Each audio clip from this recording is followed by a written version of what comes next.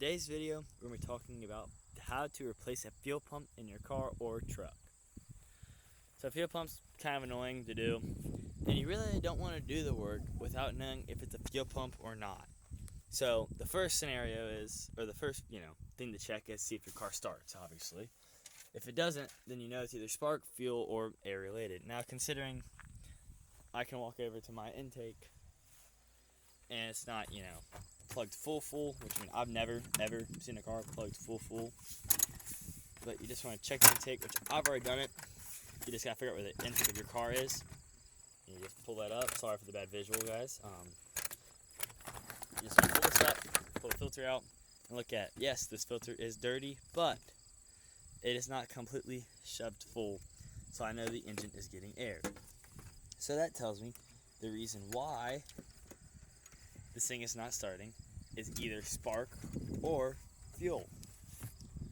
So now that I know it's spark or fuel, the next thing you want to do is you want to come back to the inside and you want to turn cycle the key basically. So you want to turn the key all the way off, then you want to turn it on, and then you want to listen. You want to come to the fuel tank, the gas door, you just want to put your ear up to it and listen. In this case, there's no hum, which is why I've already resorted to shoving a hose down the gas tank. But I'll talk about that in a minute of why I did that.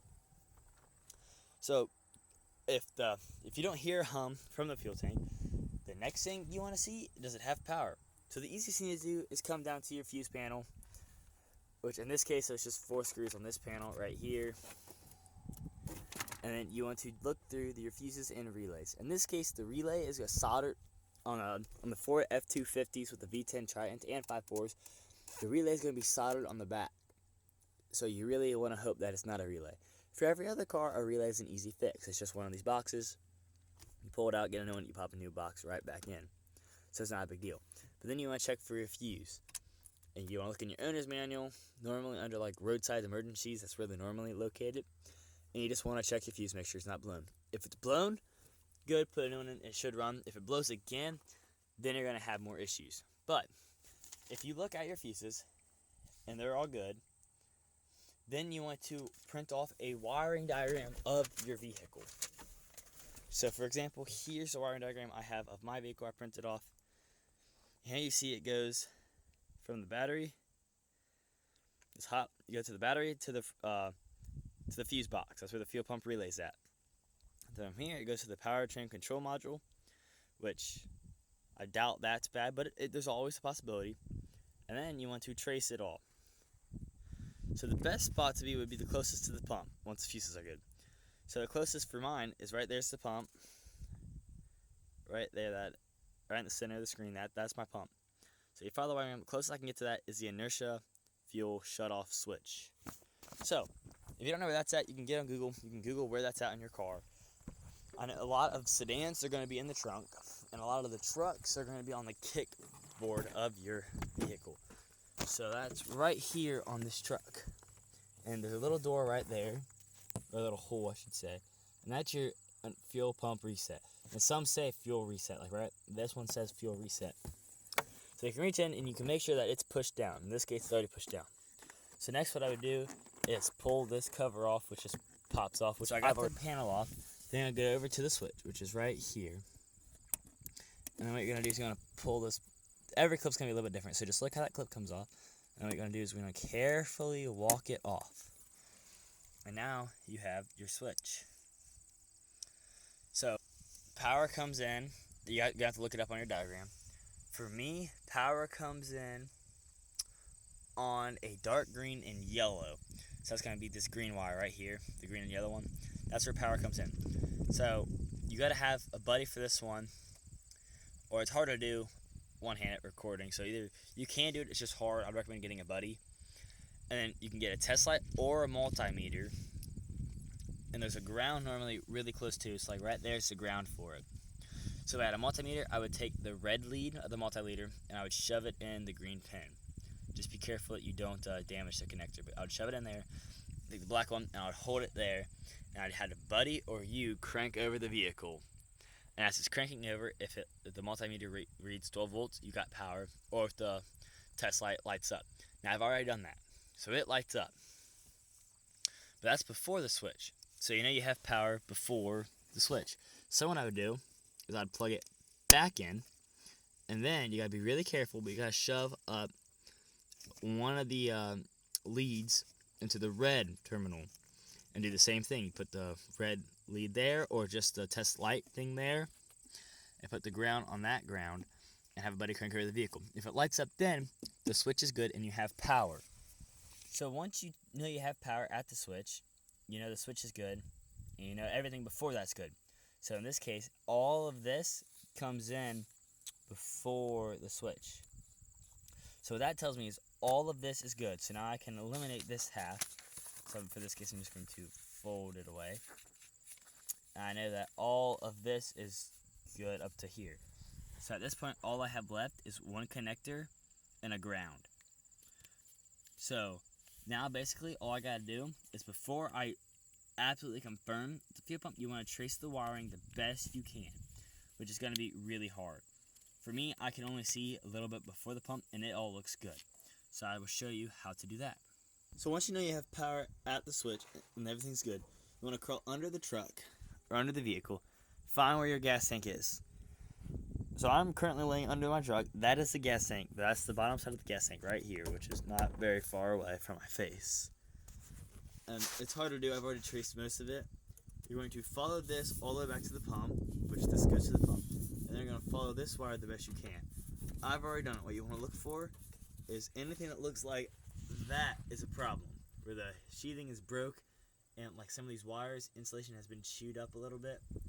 But this, for me, is not any of the fuel pump wiring. So it is a problem, but it's not a problem to the fuel pump.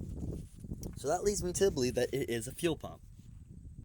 So now that we're pretty confident that it is a fuel pump, unless you have a shop that has like really good equipment, you're going to have to drop the tank. And in order to do that, it's going to be heavy, really heavy if it has a full tank. So if you have a shop, that's no biggie. You probably have a lift table that can do it. But if you're doing it on your own, tanks are really heavy with gas in it, so you're going to have to join the tank. Now this doesn't apply to all vehicles, because siphoning, some tanks have anti-siphon. If you're like 2024 and older, or sorry, 2004 and older, you should be good to slip a hose down in your gas tank filler neck. And the key is, as you push it in, rotate it, and it goes in a lot better.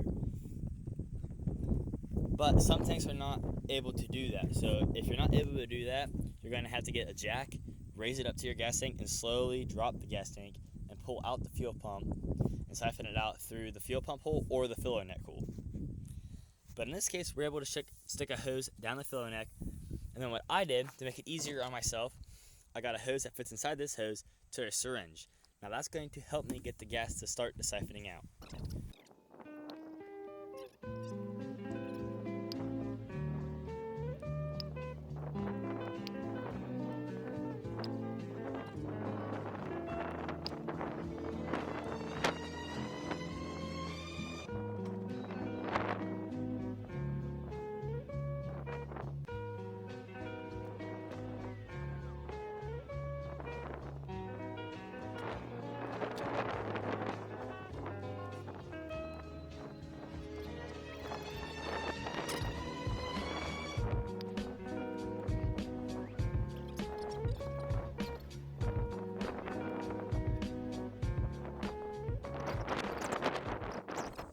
Side is the key. What you want to do is you want to put the syringe, you want to shove the hose down as far as you can in the tank, suck up pressure so you see the fuel. You want to pull it out of the tank, put it in your gas tank and pull that out, and then it's going to start siphoning.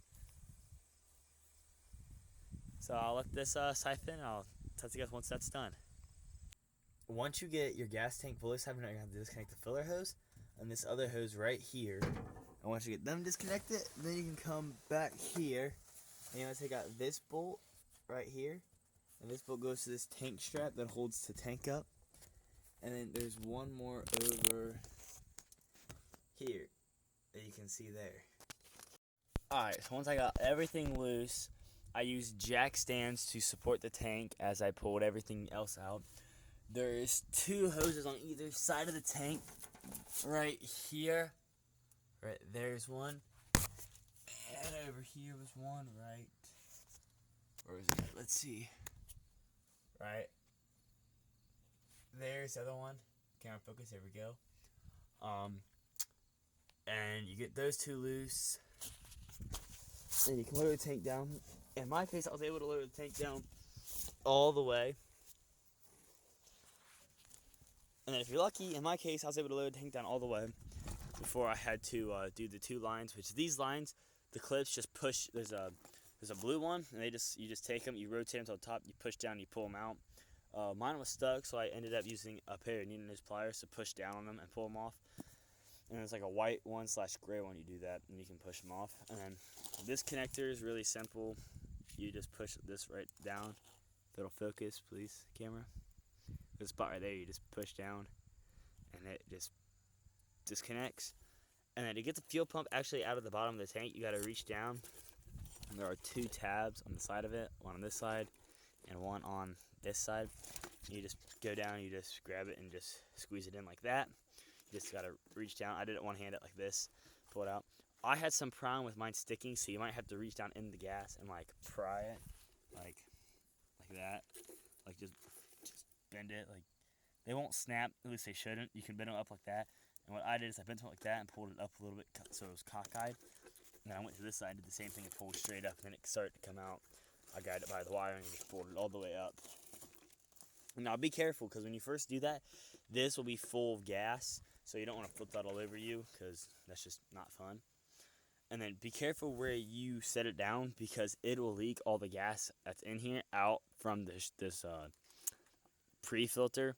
So it'll leak the gas out where you set it. So I'd recommend setting it on cardboard or something. Alright, finally got the pump in after getting the actual right pump.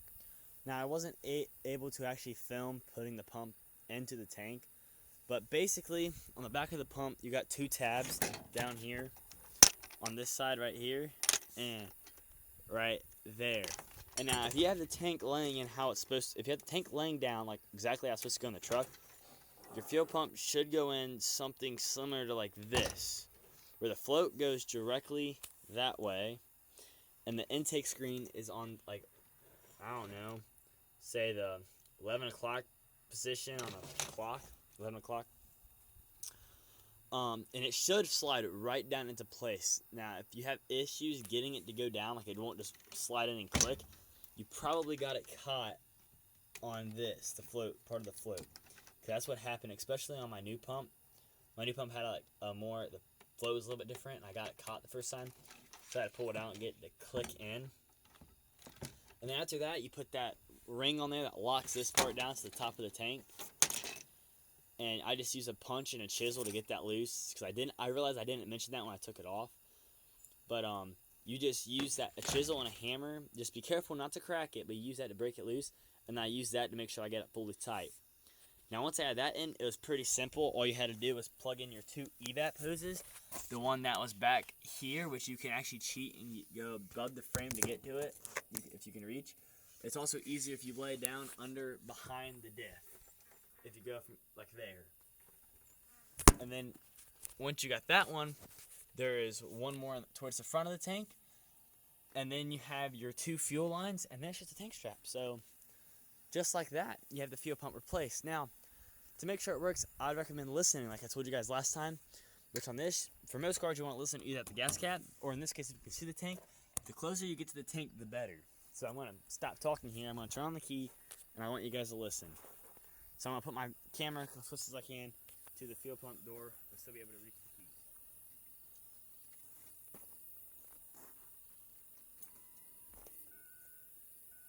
Now, I don't know if the camera will pick that up because it's pretty quiet, but I know I could hear the hum. But, you know, with any luck, this thing should fire up. Just like that, my truck is now once again running. So thanks very much for watching. I hope this video could help you. And if it did find you help you, please like and subscribe. That way I can make better videos for you guys in the future on how to do basic repairs to your car and other cool stuff I do. Thanks for watching. Peace out.